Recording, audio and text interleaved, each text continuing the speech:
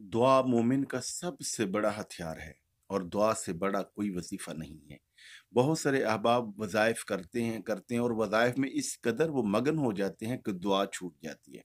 वज़ाइफ करें और उनके साथ-साथ दुआ भी करें। वज़ाइफ से दुआ कबूल होती है। और जब वज़ाइफ आप करें, तो इसके साथ-साथ जो असली फ़राइज़ हैं, नमाज़, रोज़ा, ज़कात, हुस्न अख़लाक, उसकी पाबंदी भी लाज़मी है। और कुरान मजीद जो है, ये हम पर अल्लाह का बहुत बड़ा इनाम है। हम इधर-उधर के वज़ाइफ की बजाय कुरान मजीद की आयात को अपने वज़ाइफ बनाएँ और कुरान मजीद के वज़ाइफ को आप यूँ समझें कि जैसे हाकिम खुद कहे कि ये मज़मून है, इस तरीके से अर्ज़ी लिख कर लाओ, दरख़्वास्त लिख कर लाओ, तो मैं उसको कबूल कर लूँगा।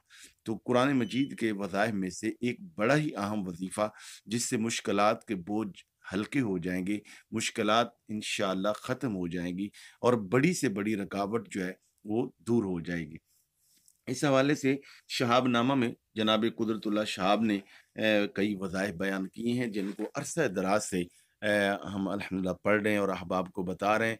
बड़े ही सरी व तासीर हैं और बहुत ज़्यादा मुजर्रब हैं। तो उनमें से एक वज़ीफ़ा है कि नमाज़ फ़जर की सुन्नतों के बाद और फ़र्ज़ों से पहले, यानी सुन्नत और फ़र्ज़ों के दरमियान में उसी तरह अत्तहियात पे बैठे रहें।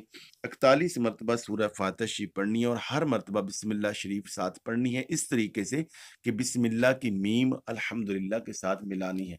बिस्मिल्लाहिर्रहमानिर्रहीम अल्हम्दुलिल्लाहि रब्बिल आलमीन अल्हम्दुलिल्लाहि रब्बिल आलमीन, इसको मिला के पढ़ना है और अव्वल आखिर 11 मरतबा दुरूद शरीफ पढ़ना है। 41 मरतबा इसको पढ़ें। सुन्नतों और फ़र्ज़ों के दरमियान सूरह फ़ातिहा को अव्वल आखिर 11 मरतबा दुरूद शरीफ 41 मरतबा इसको पढ़ें और ये 40 रोज़ वज़ीफ़ा करें इंशाअल्लाह। और ये 40 रोज़ के अंदर बड़ी से बड़ी मुहिम जो है, अल्लाह उसमें कामयाबी देगा और बड़ी से बड़ी मुश्किल जिसमें आप समझते तमाम दरवाज़े बंद हो गए, अल्लाह ताला उसके लिए हल निकाल देगा। और इसको आप हमेशा के लिए अपने अगर मामूलात में रखेंगे, तो आपकी मुश्किलात और ज़िंदगी के बोझ हल्के हो जाएँगे इंशाअल्लाह।